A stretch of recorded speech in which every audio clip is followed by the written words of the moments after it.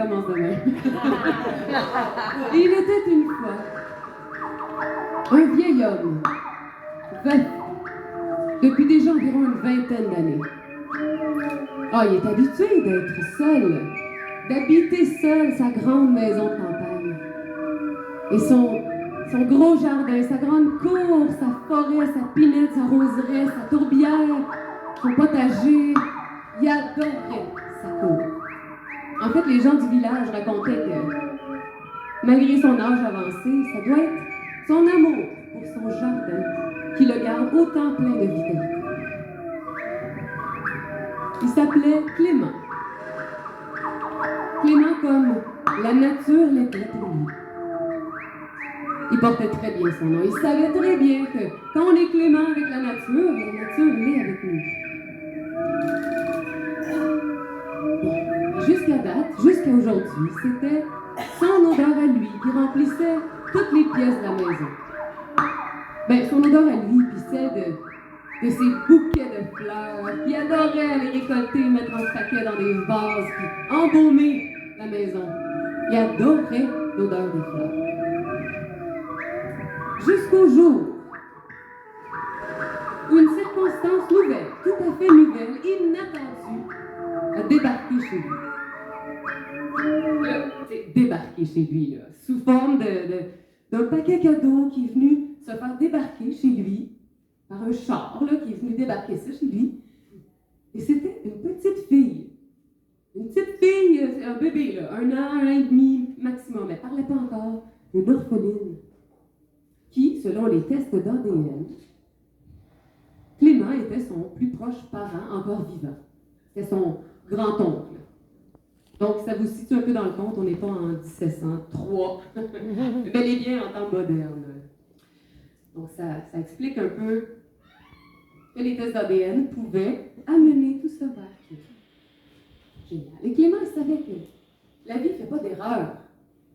La vie n'est pas anodine comme ça. La vie fait très bien les choses. Donc, il a accueilli tout ça avec les bras ouverts et avec une curiosité. En plus, Clément avait la chance de donner un prénom à cet être humain. Lui qui n'avait jamais eu d'enfant, il y avait comme un autre cadeau en plus qui accompagnait ce paquet cadeau. Il a décidé de l'appeler Rosée. Rosée. Comme ce qui fait scintiller son jardin, première affaire le matin. Rosée comme ce qui lui noue les jambes quand il sort dans sa prairie fleurie. Il ne voit pas comment il a pu trouver un meilleur nom pour sa nouvelle maison.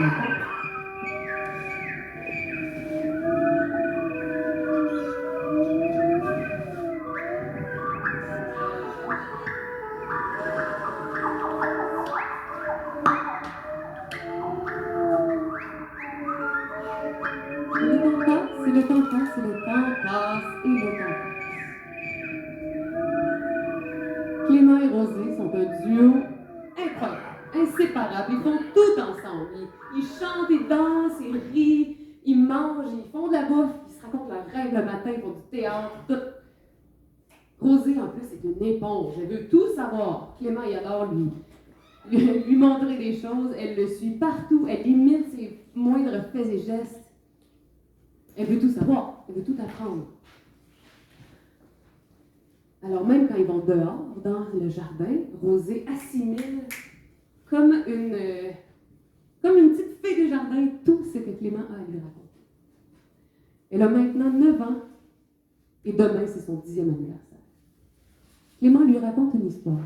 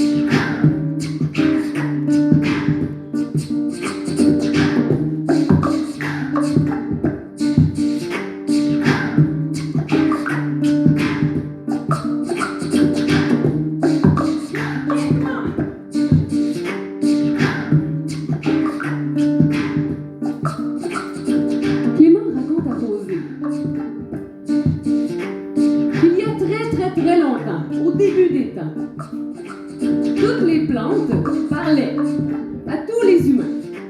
Elles leur racontaient leur journée, leurs émotions, leurs vertus, leurs bienfaits, la façon de les utiliser, tout. Et tous les humains étaient là à écouter, à recevoir cette communication végétale. C'était un temps où régnait une harmonie totale. C'était un temps où il n'y avait aucune maladie, aucune souffrance. Ça allait bien sur cette planète Terre. Et là, le temps avançait et les humains sont devenus de plus en plus trop nombreux. Et ils ont commencé à avoir peur de manquer d'espace, qu'il n'y avait pas assez de place pour tout le monde. Et ils ont commencé à piller les endroits où est-ce qu'il y avait des végétaux. Comme s'ils avaient oublié le temps d'une génération que ça parlait ces affaires-là là, à Terre. Et ils ont commencé à prendre de plus en plus de place. Et ils ont commencé, surtout, à désapprendre le langage commun qu'il y avait avec les plantes. Et la maladie a commencé à arriver sur la planète. La souffrance a commencé à régner de plus en plus. Les gens se sont mis à mourir plus tôt, de plus en plus tôt. Bizarre. Clément dit à Rosée, tu sais ma Rosée, il paraît que le langage des plantes existe encore, mais que maintenant, elle ne parle que à ceux qui savent écouter. Ah, puis entre elles parlent encore, là, évidemment!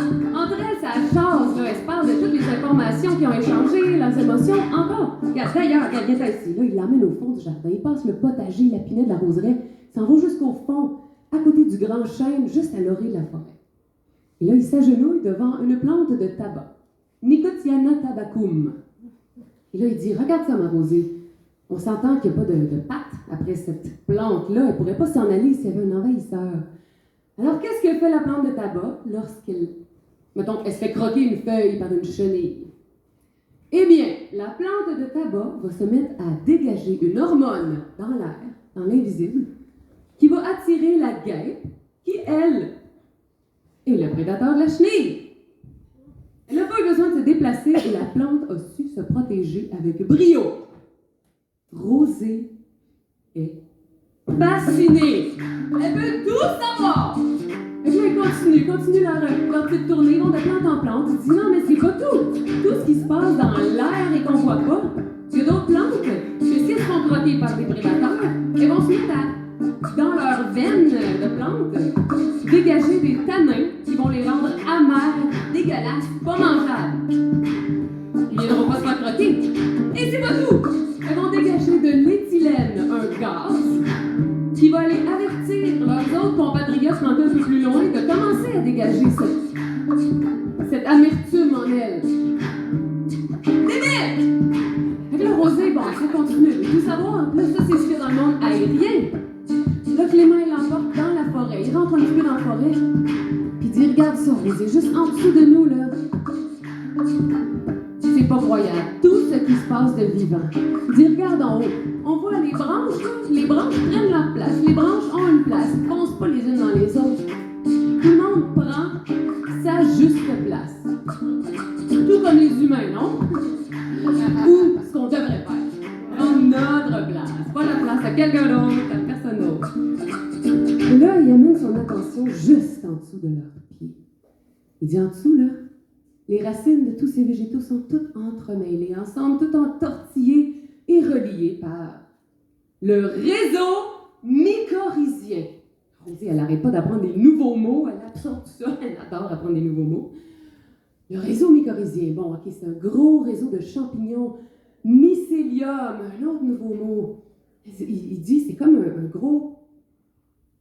grosse toile d'araignée. Puis là, elle voit dans sa tête, là, c'est comme tout filamenteux, blanc, beige, qui touche à toutes les racines et qui les relie ensemble. Et tout ça est en train de s'échanger de l'information, d'une précision, d'une qualité et d'une quantité inimaginable. Tout ça dans ce gros Internet souterrain-là, végétal. Les champignons. Tout un monde. Et là, ça se passe d'un coup sec. Rosée, elle est traversée d'un énorme frisson quand elle apprend un nouveau mot.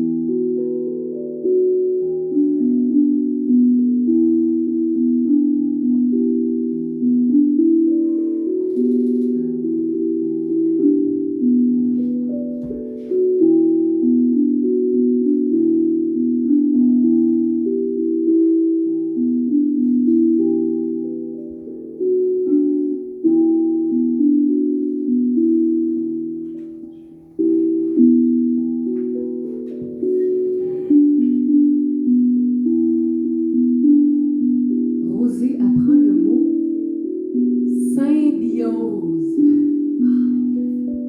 Rosée adore ce mot.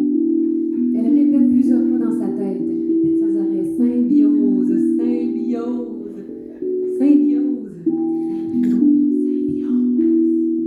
symbiose. Magnifique. Là, ça se passe, là. Elle n'a pas le temps de réfléchir. Il faut qu'elle s'allonge sur le sol, immédiatement, sur le sol forestier. Et là, tout ce qui arrive, elle n'a pas de mots pour l'expliquer. Ça ne fait qu'arriver. Elle se met à entendre tous les sons de la forêt tout d'un coup. Tous les oiseaux les plus lointains, les plus proches, toutes les feuilles qui sont bougées dans le vent comme ça. Le vent. Elle entend le cliquetis de l'eau, du ruisseau, non loin. Elle entend le bourdonnement de tous les insectes, par-dessus la terre, en dessous de la terre. Et tout ça, comme si c'était juste à côté de ses oreilles. Elle ressent la fraîcheur du sol forestier sur son dos. Elle sent tout le bouquet d'odeurs forestières juste à côté de son nez. Tout est là. La mousse, l'humus, la terre, les fleurs, les feuilles, l'humidité. Tout est là. Tout en même temps. À ce moment précis, Rosée n'a pas l'impression de baigner dans la nature. À ce moment précis, Rosée est la nature. Elle arrive à peine à prononcer « grand-papa ». Alors là, Clément y arrive, il regarde sa petite Rosée, puis il est ému. Ah, il sait exactement ce qui est en train de se passer avec sa petite Rosée. Ah, lui, il en a vécu quelques-unes expériences de symbiose avec Mère Nature. Il a arrêté de les compter, mais jamais aussi jeune. Elle a à peine 10 ans, puis elle vit sa première expérience de symbiose avec Mère Nature. Alors il s'agenouille à côté d'elle, et il lui dit « Rosée, ce que tu sens en ce moment, c'est Gaïa. C'est l'esprit même de la planète Terre. C'est ce qui relie tout ce qui est vivant ici. C'est l'esprit qui englobe tout ce qui est vivant. C'est Gaïa. C'est elle que tu sens. » Alors là, il s'allonge à côté d'elle et il passe un temps élastique, un espace-temps qui devient hors du temps, à ne faire qu'un avec tout ce qui est aussi vivant qu'eux autour d'eux.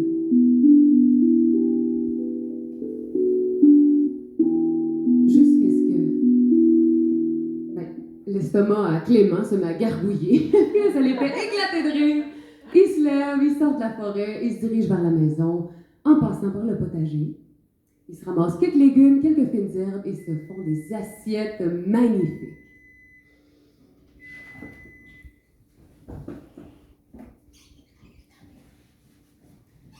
Cette nuit-là, Rosée rêve quelque chose dans le micro-ondes. Timer. Ça fait 30 minutes que peut-être. Il n'est pas bienvenu, lui, là. Cette nuit-là, Rosée rêve qu'elle est un arbre. Et elle est un arbre. Là. Elle ressent le tronc, la droiture, la solidité du tronc, les branches, leur flexibilité, mais leur force. Elle ressent même la caresse du soleil et la chaleur du soleil sur ses feuilles, puis comme une espèce de respiration en haut qui se passe. Elle ressent comme un liquide couler dans son tronc, puis des racines qui lui donnent une espèce un feeling d'attraction irrésistible vers le sol, et en même temps une attraction irrésistible vers le haut, vers le ciel. Puis là, dans son rêve, dans son soi du rêve, elle se dit « On dirait que c'est exactement ça qui me fait être en équilibre parfait entre ciel et terre. » Et là, l'image change. Là, elle s'éloigne. Elle voit l'arbre, la forêt, le continent, la planète Terre vue du cosmos. Et là, elle voit Gaïa. Elle voit la planète Terre se mettre à battre comme un cœur. Puis là, l'image coupe. Elle se réveille. Elle est dans son lit.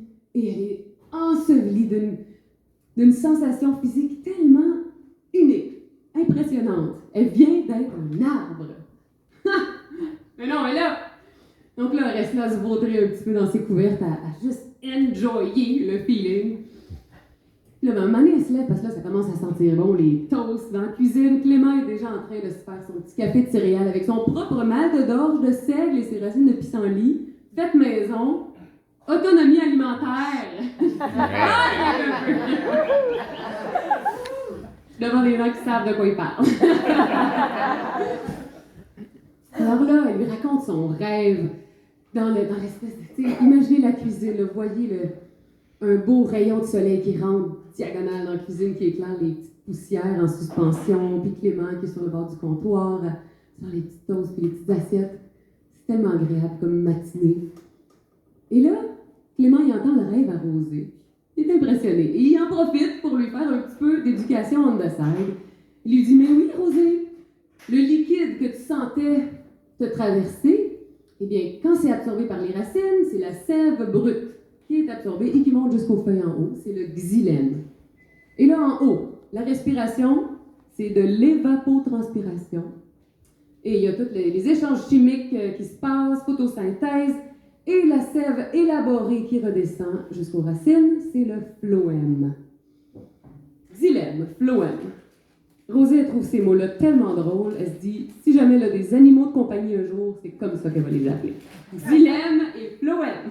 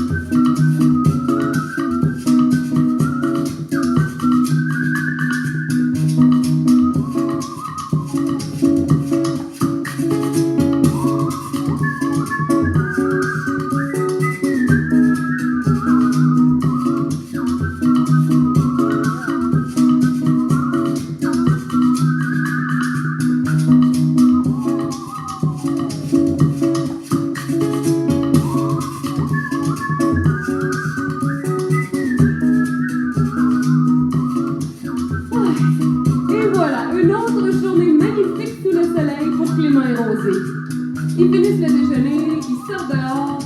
Et là, Clément, il sait tout qu'est-ce qu'il a à faire. T'sais, il commence à s'affairer à ses besognes. Puis Rosée le suit. Elle commence à faire un peu ce qu'il fait. Puis là, elle décide de commencer à arroser. Elle va se mettre à l'arrosage du potager. Alors, elle prend le boyau, elle l'allume, elle se met à arroser. Un peu intuitivement. C'est pas trop, mais elle y va. Puis là, elle est rendue aux haricots grimpants. Et là, elle a une envie soudaine, inexplicable, de juste arrêter d'arroser. Elle sait pas pourquoi. Fait que là, elle appelle Clément. Puis là, Clément, il arrive, oui. Qu'est-ce qu'il y a d'arroser? Il regarde Rosée, il regarde le boyau éteint.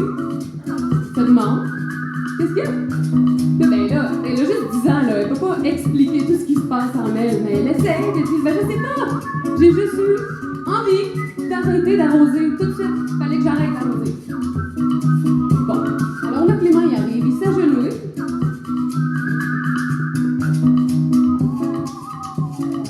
Et il commence à tâter le terrain. Il rentre sa main, il creuse un peu, il tâte le sol.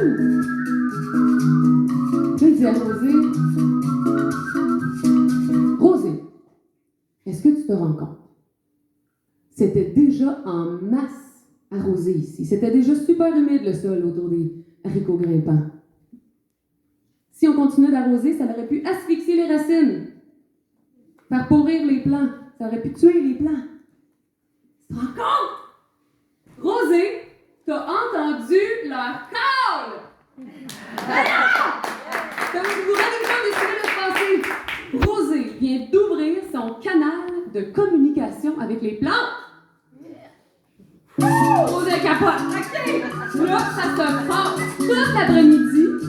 Elle se met à faire le tour des plantes là, dans toute la cour. Elle s'assoit devant une plante, elle ferme les yeux, elle se concentre 2 secondes, elle fond son esprit avec l'esprit de la plante, puis là, elle reçoit de l'information, des images, des feelings. Fait que là, c'est bon, là, dans le potager, fait que là, elle commence par les tomates. Solanum lycopersicum. Ils disent à Rosée que, en fait, ils aimeraient ça, l'année prochaine, être plantés de l'autre côté du potager, proche de la terrasse, ça peut faire des petites heures. Puis ils aimeraient ça être plantés avec des calendules, des choux et du basilic, s'il vous plaît. OK, bon, elle prend là. Elle continue sa tournée, elle va dans la bleuetière. Vaccinium angustifolium. Là, elle s'assoit, elle se concentre. Les bleuetiers lui disent qu'en fait, il y aurait besoin maintenant là, d'un engrais acidifiant. Parce que eux, pour pouvoir absorber tous les nutriments, toutes les vitamines du sol, il faut que l'environnement soit acide, plus que basique. Fait que, OK, elle fait ça, elle va chercher ça dans le garage, un engrais acidifiant, elle leur donne ça, OK, check. Parfait, une fois que ça c'est fait, elle s'en va devant les laitues, Lactuca sativa. Puis là, eux autres, ils disent à Rosée que bon, là, il est en train de faire vraiment trop chaud, ils sont en train de monter en graines puis de devenir amers. OK. Ce serait bon de leur mettre un parasol, mettre du paillis, peut-être quelque chose à leurs pieds pour que ce soit moins chaud. OK. Elle s'affaire à la tâche. Mais ils disent quand même de garder un plan au soleil, là, puis qu'ils montent en graines pour récolter les semences pour l'année prochaine. Parce que c'est une annuelle. Fait que là, bon, ça a même une intelligence un peu long terme, là, les plantes. Après ça, qu'est-ce qu'il y a d'autre? Ah oui, là, il y a un zucchini qui happe l'attention de Rosée, parce que là, il y a un zucchini qui est rendu gros de même, qui était juste caché en dessous des feuilles un peu, tu sais, ça a des grosses feuilles, mais les zucchinis, c'est parce que je sais pas si vous savez, mais si on les cueille pas, ça continue à grossir, continue à grossir, continue à grossir. Fait que là, c'est ça, il y a de même, puis il a comme demandé à se faire récolter. Fait que c'est bon, elle récolte, elle amène ça à la cuisine, c'est bon! Parce que d'abord, là, il y a les patates, eux autres ont besoin d'eau. Puis là, elle se fait dire par les patates que eux autres sont dans la même famille que les tomates. Eh oui! C'est des solanum, eux autres, avec. Elle aurait jamais cru ça si c'était pas des patates eux autres mêmes qui vivent. Bref, ça continue de même toute l'après-midi. En fait, Rosée et Clément sont un team d'enfer pour s'occuper d'une cour, d'un potager. Même au village, les gens commencent à être curieux, à se poser la question. Voyons donc, comment ça? Leur kiosque, c'est lui qui légumes et fruits les plus juteux, les plus riches, les plus abondants, les plus gros, les plus délicieux. Alors il demande, c'est quoi le secret? Qu'est-ce qui se passe avec vous autres? Alors là, Clément, mais tout ce qu'il trouve à dire, c'est... Ben, vous savez, les plantes, elles sont les gardiennes de la vie. Sans les plantes, on ne pourrait pas être ici. On ne pourrait pas vivre ici. Quand on prend soin d'elles, elles prennent soin de nous. Quand on se met au service d'elles, elles sont au service de nous.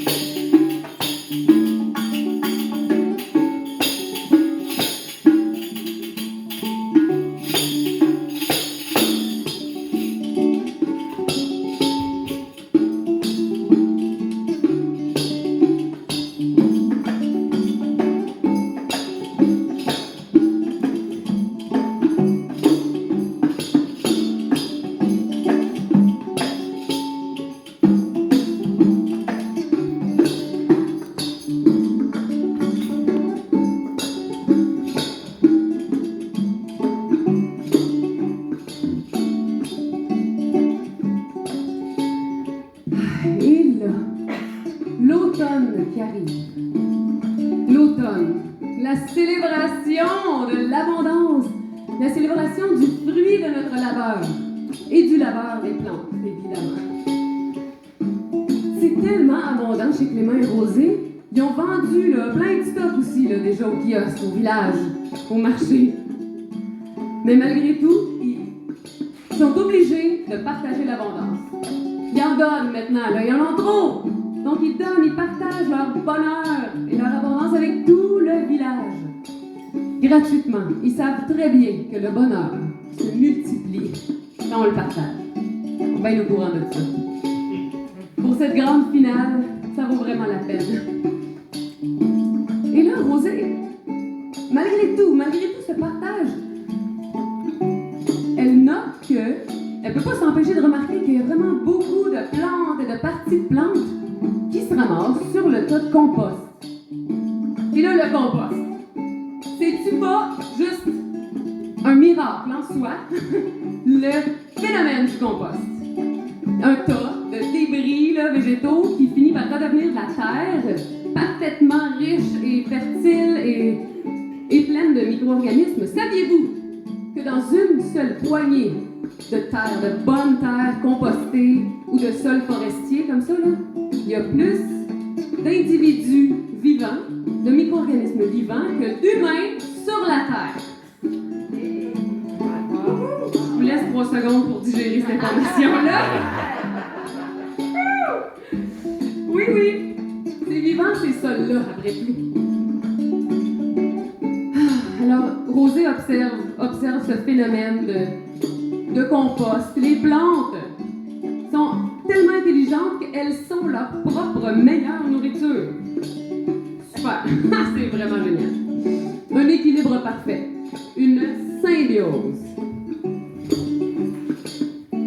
Et là, chaque soir, Rosie aime vraiment beaucoup aller rejoindre son ami, le grand chêne, le Quercus macrocarpa, chêne à gros fruits, qui est au fond du jardin, là. Il est tellement énorme, il fait au moins 20 mètres de hauteur, 20 mètres de largeur.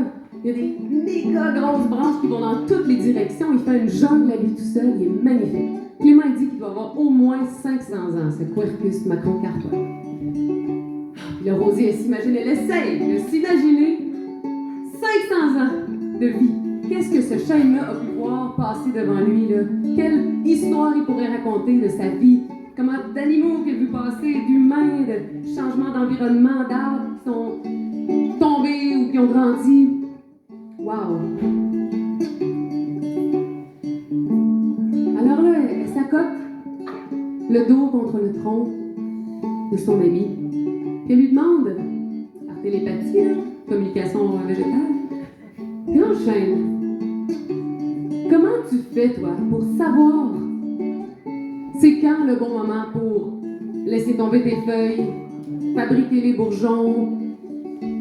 Comment tu fais pour savoir c'est quand le bon timing pour chaque petite action, là, chaque petit move d'arbre là, que tu sais faire? Comment tu fais pour savoir?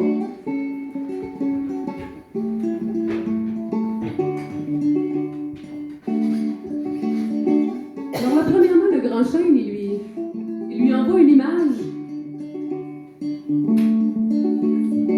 d'une roue. Comme une roue de charrette. Une roue de charrette qui se met à faire tourner des images de saison. Puis là, bon, printemps, été, automne, hiver. Printemps, été, automne, hiver. Puis là, la roue se met à tourner de plus en plus vite. Ça fait constamment tourner ces images-là de saison. OK, ouais, elle sait c'est quoi des saisons, elle comprend. Ouais, ça tourne, OK. Mais là, il lui montre des images encore plus précises.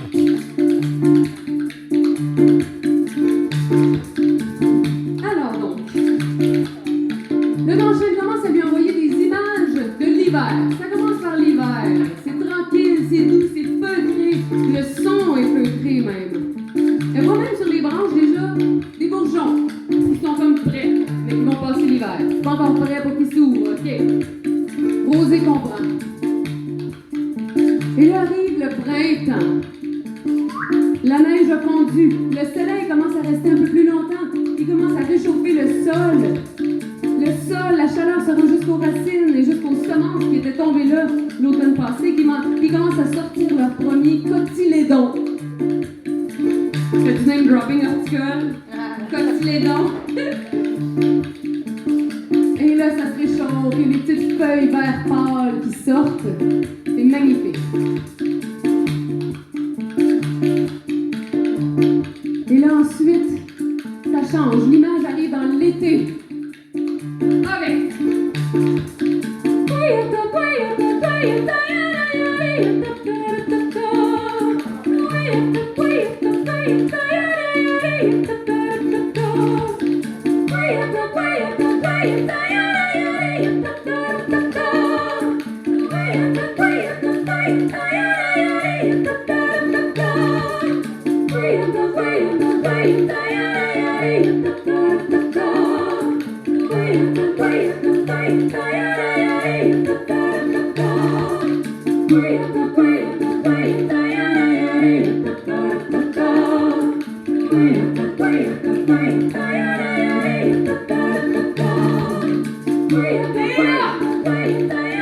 C'est un réel party qui commence. Là, c'est l'été. Là, tout le monde est réveillé. Les insectes, les animaux, les humains, les arbres, les végétaux, les minéraux.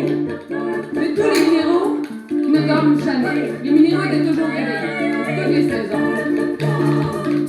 Et là, les différentes vitesses de croisière se chevauchent et se suivent. Les arbres ont leur petite affaire de dilemme, phloème, de circulation. Les animaux ont leur petite vie aussi, là, de manger des semences pour les chiens, pour qu'ils germent. Tout ça se passe, là, tout ça en même temps. Puis là, le grand chêne dit à Rosée, tu sais, comprends, là, la planète Terre, là, Gaïa, elle a tout l'équilibre de la planète à gérer, là. Faut qu'elle garde ça en équilibre, là, les saisons, là, il n'y a pas juste les saisons où est-ce que toi tu te trouves, là. L'autre côté de la planète aussi, il faut que ça se gère. Donc, évidemment, que chaque année, les saisons ne seront pas pareilles. Faut pas s'attendre à trop une régularité, là. Gaïa, elle en a en masse à gérer. Bon. Et là arrive l'automne, un autre type de party qui embarque.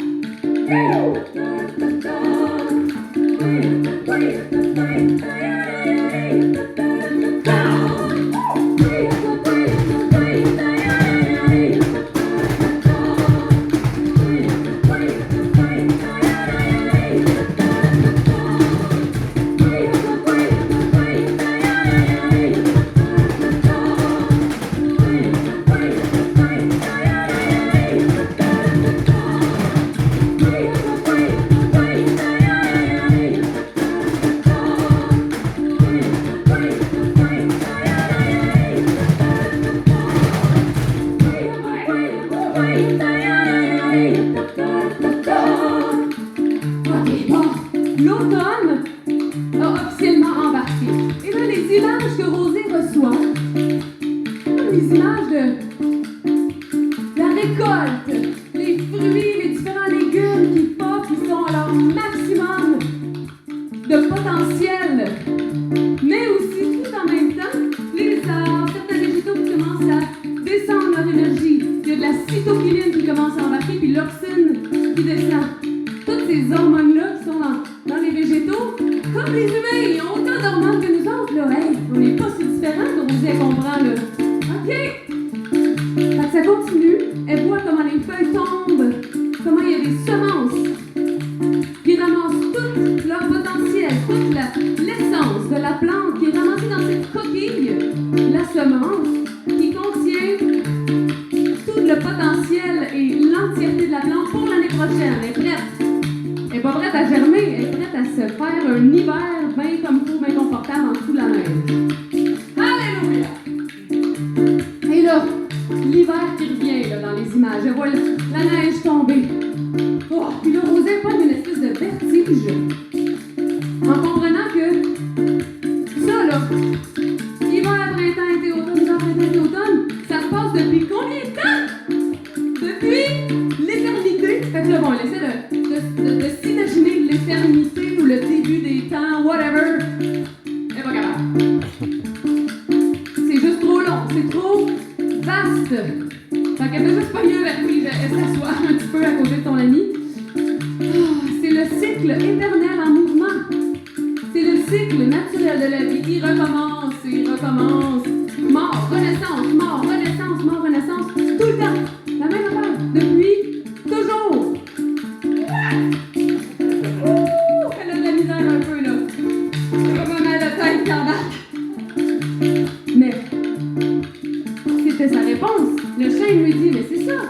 sait quoi faire, nous, les végétaux. On sait exactement quoi faire, quand faire. On est dans le cycle éternel de la vie, qui recommence à l'infini. Comme cette loupe, d'ailleurs, cette loupe musicale. Elle pourrait continuer à l'infini, c'est la même affaire depuis toujours. Je la laisse. Maintenant, on va se donner un break, c'est bon. Et là, Rosée, elle se détend un petit peu. Parce que là, elle vient de pogner son vertige là, de comprendre la vasteté du cycle éternel en mouvement perpétuel. Donc là, il y a un petit calme qui embarque après. Puis là, elle se sent juste plus consciente, soudainement. On peut dire consciente, ouais. Elle se sent plus faire partie de ce cycle éternel-là. Mais c'est pas rationnel, sa compréhension. C'est juste un inner feeling. Comprenez? Anglophones out there. Mais bon.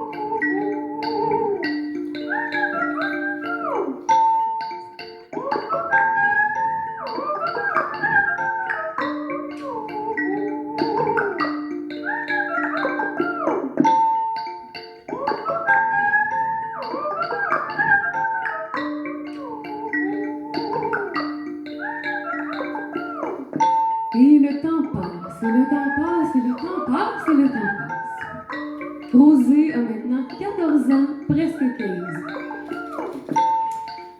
Clément et Rosée, ils passent le plus clair de leur temps à triper avec des loisirs issus de la communication végétale.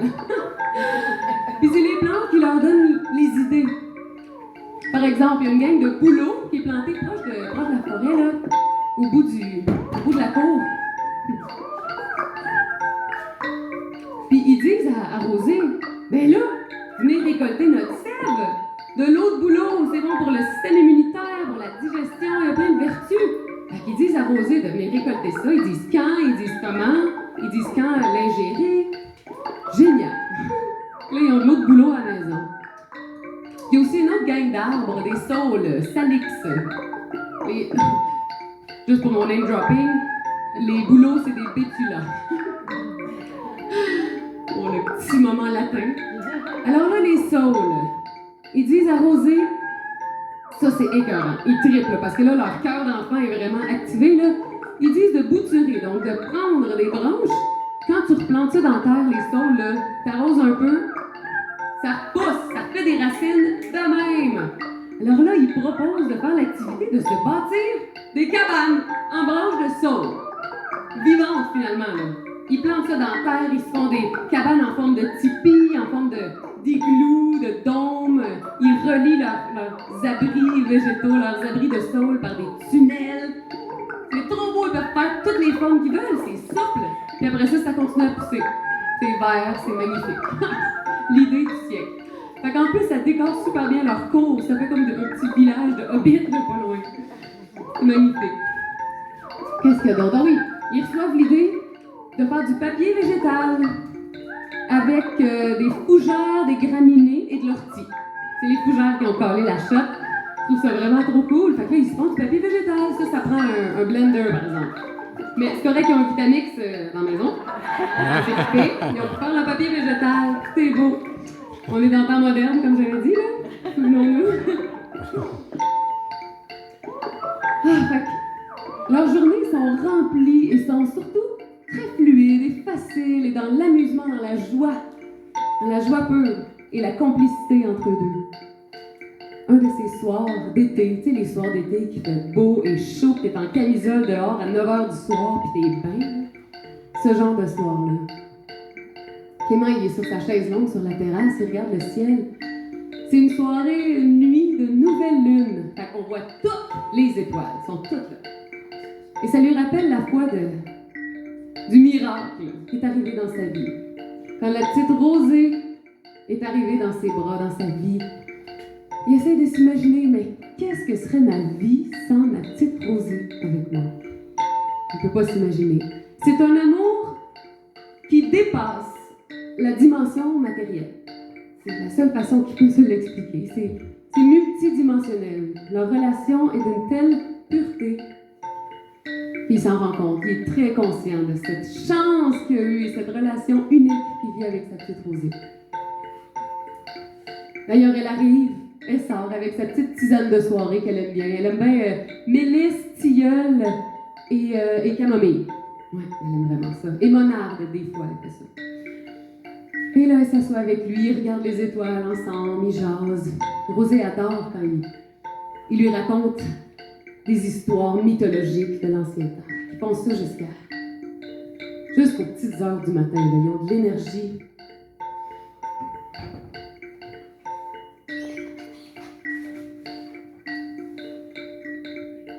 Là, le lendemain matin, Rosée se réveille super tôt, avant tout le monde, avec l'envie folle de faire le plus gros, le plus beau et le plus diversifié bouquet de fleurs de toute sa vie. Et l'envie de réveiller Clément avec ça, parce que c'est son dada, les fleurs, l'odeur, c'est son sens le plus développé aussi. Fait qu'elle veut le réveiller avec ça. Il est encore tellement tôt, fait qu'elle sort à tâtons, elle fait pas de bruit, et elle s'en va jusque dans la prairie fleurie. La rosée lui mouille les jambes jusqu'aux genoux. Et là, elle cueille juste les fleurs qui se montrent, les fleurs qui veulent être cueillies, qui sont là, puis qui sont belles. Elle comprend, tu sais, Rosée, elle leur parle, là, fait qu'elle voit bien. C'est lesquels qui ont envie de se faire cueillir, puis faire partie du projet bouquet.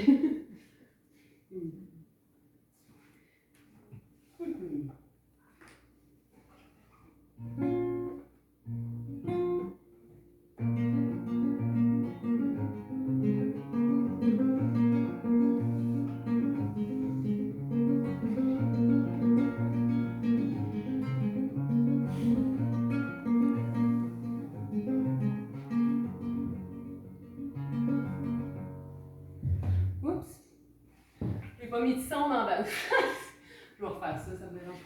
Non, c'est bon. Vous entendez même pas? Pardonné, t'as pas idée. Tu t'es mis le son. On passe ça, gang. Excusez. C'est bon.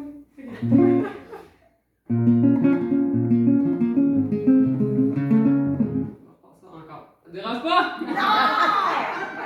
J'en profite. 3, 4.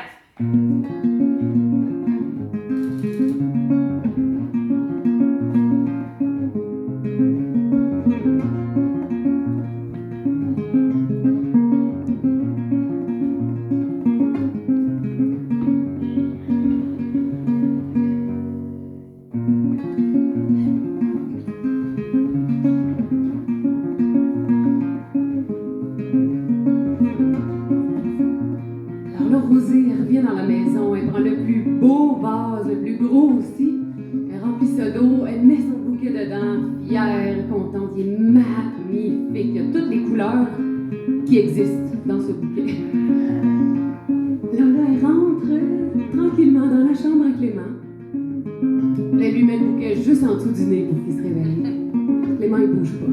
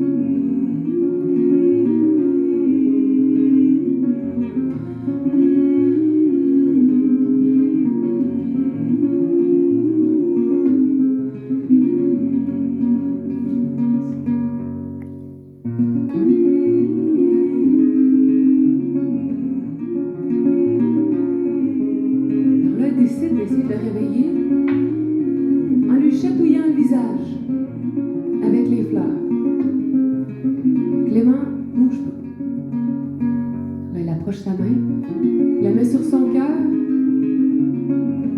puis elle sursaute, elle fait un bond en arrière, elle sort de la maison en courant, elle court, elle traverse le potager, la pinette, la roseraie, jusqu'au fond, jusqu'à son ami le grand chêne, où est-ce qu'elle s'écroule et fond en larmes, en un torrent le plus énorme de toute sa vie. Elle comprend pas, qu'est-ce qui arrive maintenant? Un nouveau feeling lui prend d'assaut tout son corps. Le désespoir. Non, elle n'a pas connu ça, elle. Désespoir, c'est pas un feeling qu'elle a expérimenté à date. La petite Rosée. Seulement quelqu'un qui a déjà perdu un être cher dans sa vie pourrait comprendre comment Rosée se sent présentement.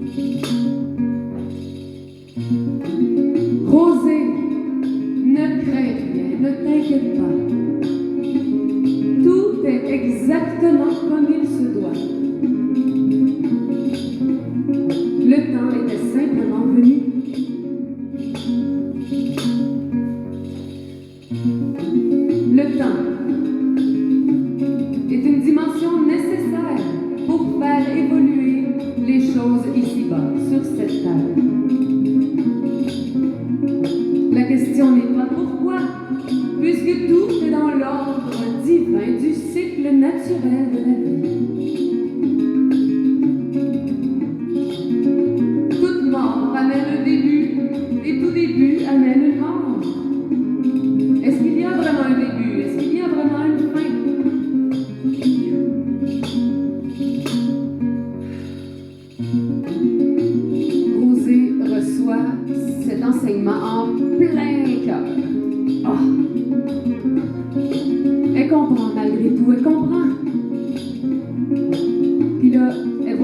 compost plus loin. Puis là, elle comprend encore plus. Elle la fouette, là. Pouah! Pourquoi c'est tellement facile de voir une plante suivre le cycle éternel de la vie, et quand c'est des humains, quand c'est nos êtres chers qui retournent à la terre, c'est tellement plus difficile. Mais oui, l'attachement, l'amour, la camaraderie, évidemment qu'on ne veut pas perdre ça. Mais tout revient, tout est partout. Rosée entend la phrase « Tout est vivant ici ».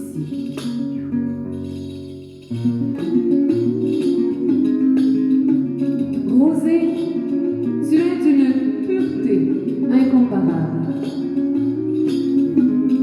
Tu es maintenant prête à poursuivre ton œuvre, à poursuivre l'œuvre ici. Et n'oublie pas, tu n'es jamais seule. Tu as toute la création à tes côtés. Rosée ferme les yeux et elle voit l'image de son grand-père, bien vivant, qui lui sourit. Et là, elle ouvre les yeux et elle voit son grand-père partout. Son grand-père est maintenant encore plus partout que jamais. Il est dans chaque brin d'herbe, dans chaque tas de compost, dans chaque fleur, dans chaque feuille, chaque branche, chaque insecte. Wow!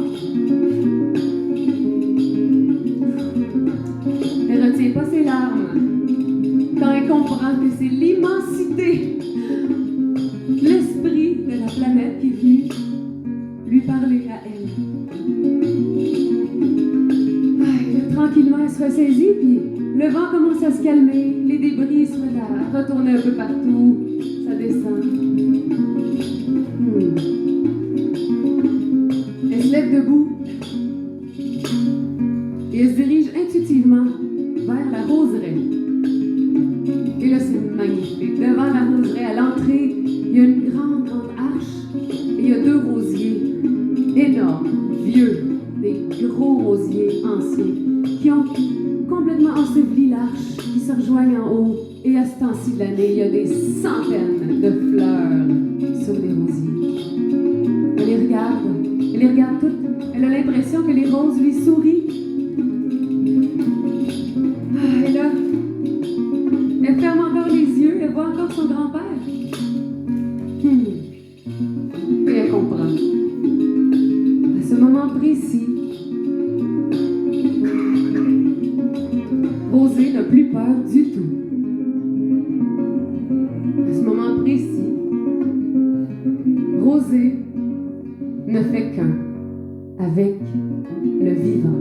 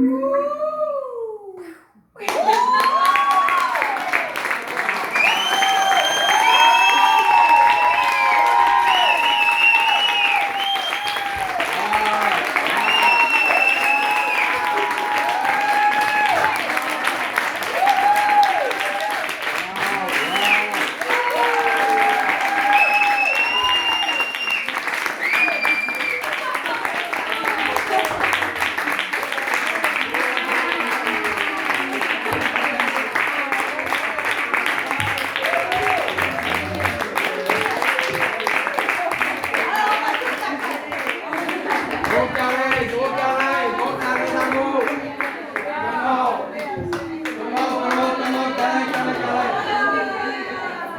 Allez, gros câlin d'amour.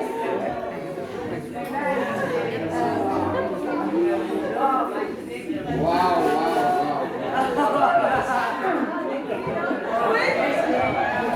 Oui, vive les gars.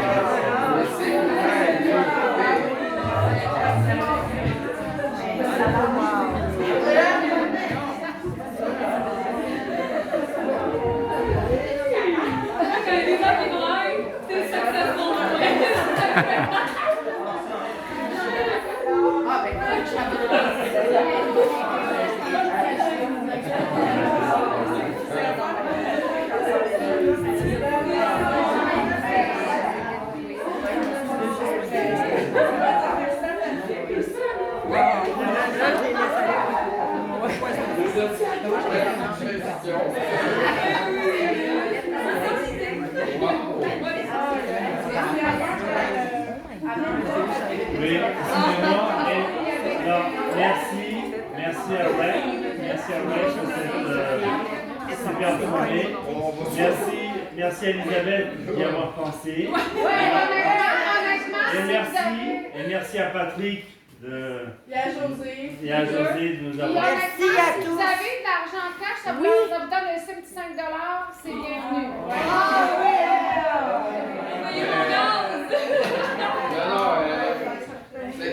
On s'est engagé, moi personnellement, à offrir ce show-là pour ce soir. C'était Mais je ne majestueux. m'attendais pas à ça.